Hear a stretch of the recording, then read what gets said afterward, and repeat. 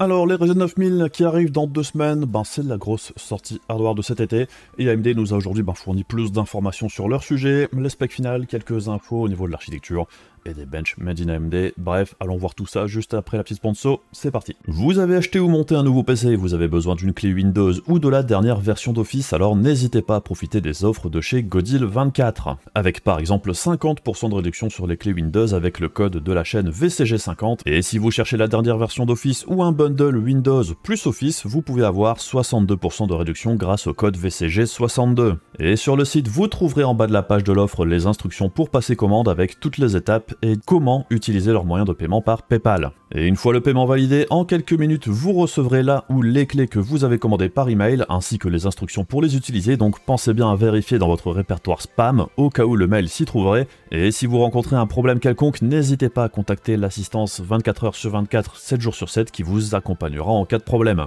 Tous les liens seront dans la description de la vidéo et comme d'habitude, merci à vous si vous achetez une clé car ça permet d'aider la chaîne tout en ayant pour vous quelque chose en retour. Et également merci bien sûr à Godil24 pour sponsoriser cette vidéo. Alors Zen 5, c'est l'architecture des Ryzen 9000, et AMD nous avait présenté ça succinctement pendant le Computex il y a quelques semaines de ça. Et on a donc maintenant un petit peu plus d'informations, même s'il manque toujours une information majeure, les tarifs, mais on y reviendra plus tard. Donc les Ryzen 9000, au niveau de la gamme, ça se découpe exactement comme la gamme 7000, à savoir qu'on aura les processeurs avec un seul CCD avec un 9600X avec 6 corps, 12 threads, avec des fréquences maximales en boost à 5.4 GHz.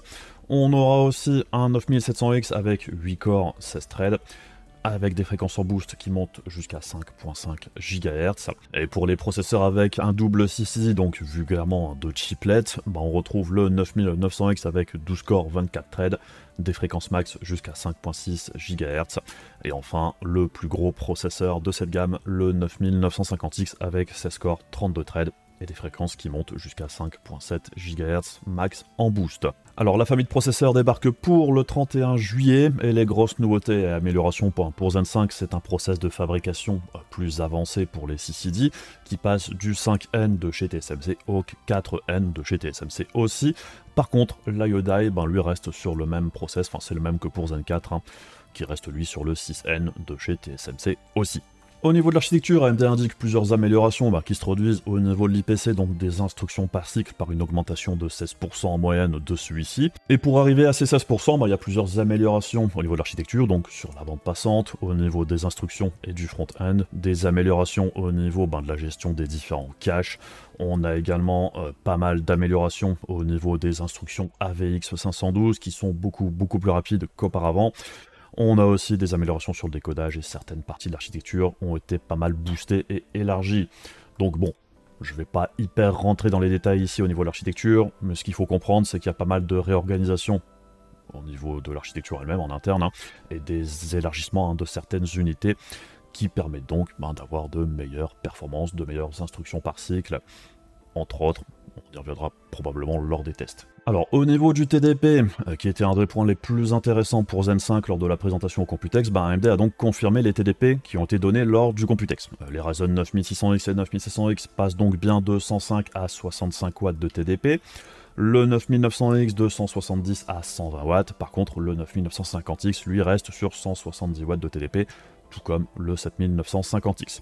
Donc les rumeurs qu'on avait entendues au niveau du 9700X qui serait passé à 120 watts au niveau du TDP sont donc erronées. Au niveau gestion de la DDR5, alors AMD indique quelques améliorations vis-à-vis Zen 4, avec un support de la DDR5 de base qui passe des specs GDEC à 5200 mégatransferts pour Zen 4 à 5600 pour Zen 5, et pour l'overclocking de la RAM, puisque tout ce qui est Expo, XMP et tout ça, c'est de l'overclocking de la RAM.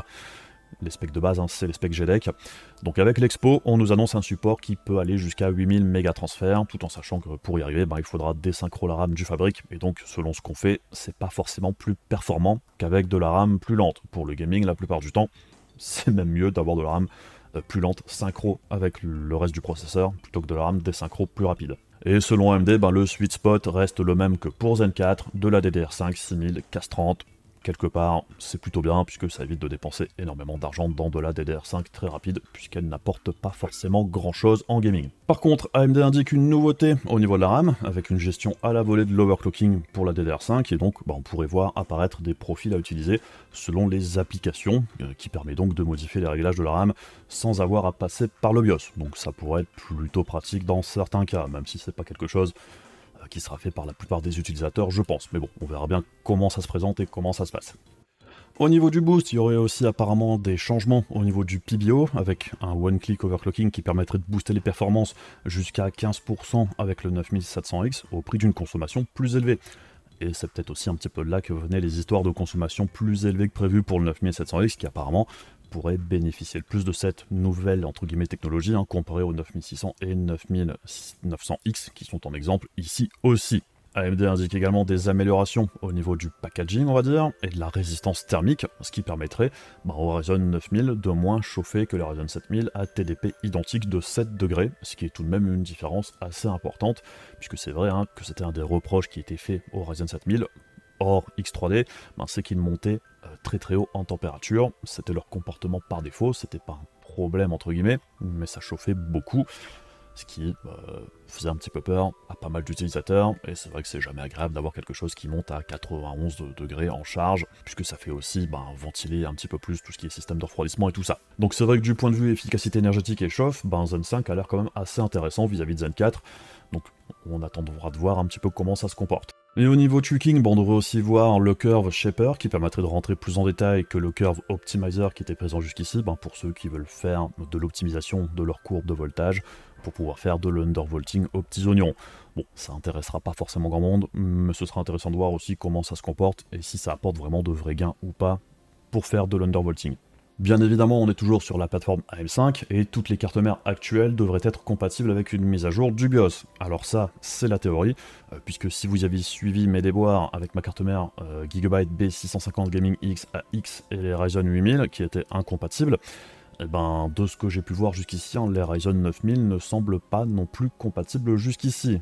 Si on regarde un petit peu sur le site de Gigabyte, comme vous pouvez le voir ici, pour la version 1.0 à 1.2, support des Ryzen 7000 uniquement.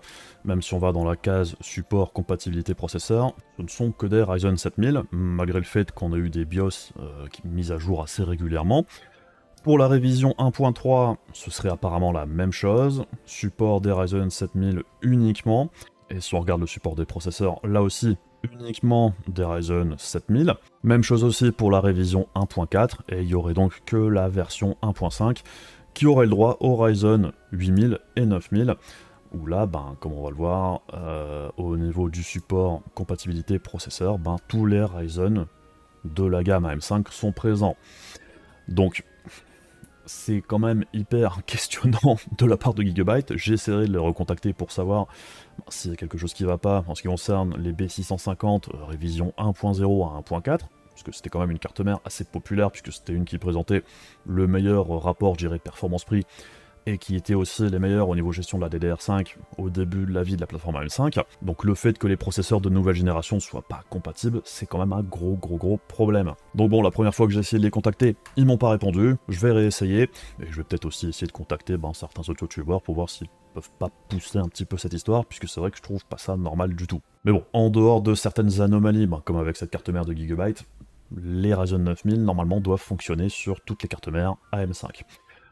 Sinon, AMD a également prévu de nouveaux chipsets qui arriveront après le lancement des Ryzen 9000, avec les chipsets X870E et X870, mais aussi des B850 et B840. Les différences se font principalement sur la gestion des lignes PCI Express, et aussi les ports USB, avec du génération 5 pour la carte graphique et port NVMe, ainsi que l'USB 4 obligatoire pour les X870 et X870E. Après, reste encore à voir la répartition de tout ça. Pour les B850, par contre, c'est Gen 5 obligatoire pour le NVMe, mais optionnel pour le GPU, qui peut donc être câblé en Gen 4 ou Gen 5. C'est à la discrétion, je dirais, du fabricant de carte mère, donc il faudra observer ça au moment de faire l'achat si c'est un critère important pour vous. Et pour l'USB, pour le B850, c'est uniquement du 3.2, 20 Gbps obligatoire. Peut-être que certains modèles auront de l'USB 4, j'en sais rien, on verra bien. Et pour le plus petit chipset, le B840, là c'est du PCI Express 3, et c'est assez vague, Gen 3 pour le GPU et le NVMe. Est-ce qu'il y a moyen d'avoir autre chose? On sait pas trop, c'est juste écrit Gen 3, hein, là où c'est un petit peu mieux détaillé pour les autres chipsets, mais je suppose hein, que c'est Gen 3 pour les deux. Et pour l'USB, c'est du 3.2, 10 gigabits seconde, et pour l'overclocking, en dehors du B840 qui ne peut overclocker que la RAM, les 3 autres chipsets sont capables d'overclocker la RAM et aussi le processeur. Si on fait un petit tour du côté des performances annoncées par AMD, puisque ce sont des benchmarks maison, alors ce slide-là on l'avait déjà vu au Computex, il compare le 9950X au 14900K. Et on voyait de grosses augmentations de performance sur N-Break ou Blender pour le multicore, et ça c'est aidé en grande partie avec les améliorations de la VX512 sur cette nouvelle génération pour l'applicatif. Pour le bench Procyon Office et Photoshop par contre, on tourne plus autour des 10% vis-à-vis du 14900K. Et pour le gaming, on avait vu que ça allait de 4 à 23% selon les jeux, tout en sachant que la grande question au moment où j'avais vu les benchmarks c'était est-ce qu'AMD utilise des profils de BIOS qui brident les performances des Gen 14 ?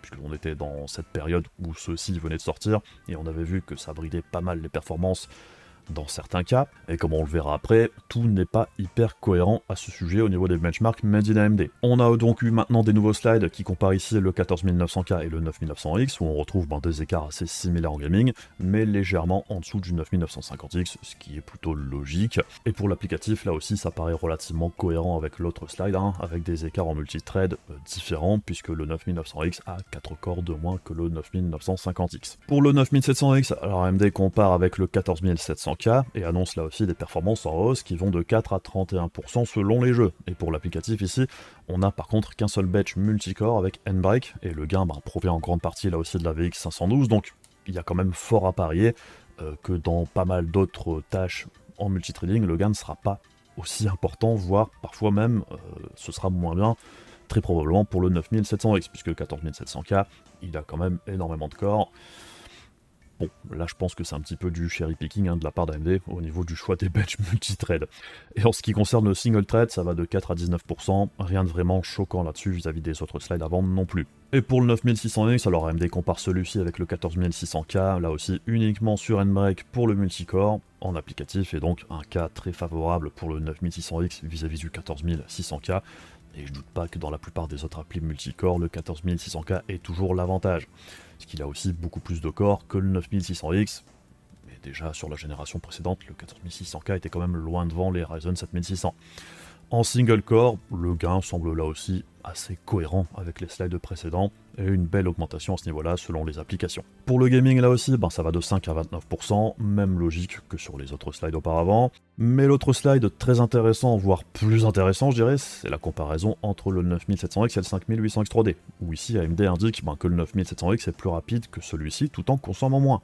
Alors là-dessus, pas de souci, mais 12% de mieux en moyenne qu'un 5800X 3D, si je reprends mes propres chiffres, ça nous amènerait assez proche du 7800X 3D, puisqu'en 1080p, ça nous amènerait à 208 FPS de moyenne, soit 2% de mieux que le 14900K, 6% de mieux que le 14700K, et 14% de mieux que le 13600K pour le 9700X, qui reste plutôt sympa, mais toujours 5% en dessous du 7800X 3D.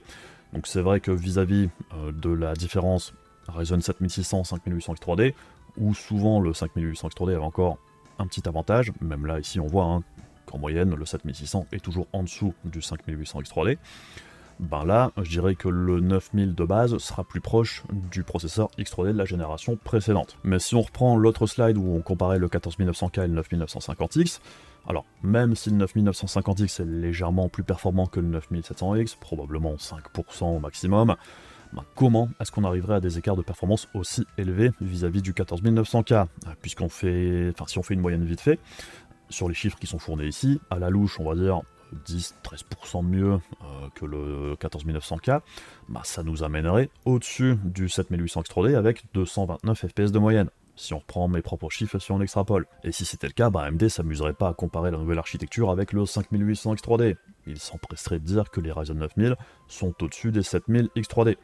Mais bon, comme AMD a déjà indiqué lors d'interviews que les Ryzen 9000 étaient moins bons en jeu que les 7000X 3D, il y a un truc incohérent quelque part, je dirais, au niveau de ces chiffres. Donc soit le choix des jeux est hyper biaisé, soit les chiffres sont obtenus dans des conditions qui favorisent grandement les Ryzen vis-à-vis des Intel 14, donc tout n'est pas vraiment très clair ici, même si bon, On parle d'écart d'environ 5%, hein, c'est vraiment imperceptible dans la majorité des cas, et ça reste malgré tout un joli boost vis-à-vis des Ryzen 7000 non X3D en jeu. Mais c'est vrai que au niveau clarté et au niveau communication, ça paraît quand même un petit peu bizarre ici. Donc bref, de ce qu'on en sait ici, Zen 5, point de vue performance, ça s'annonce quand même plutôt sympa, mais c'est une évolution quand même assez classique d'une génération de Ryzen à une autre, même si c'est plus sur certains à côté que ça me paraît mieux que les Ryzen 7000, au niveau de la conso et de la chauffe principalement, qui s'annonce quand même un bon cran au-dessus. Donc ça va être intéressant de voir comment ça se comporte à ce niveau-là.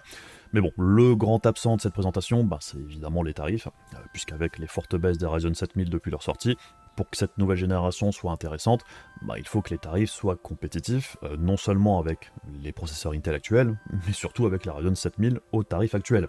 Puisque si AMD sort cette nouvelle génération au même prix que la Ryzen 7000 à leur sortie, l'intérêt sera proche du néant.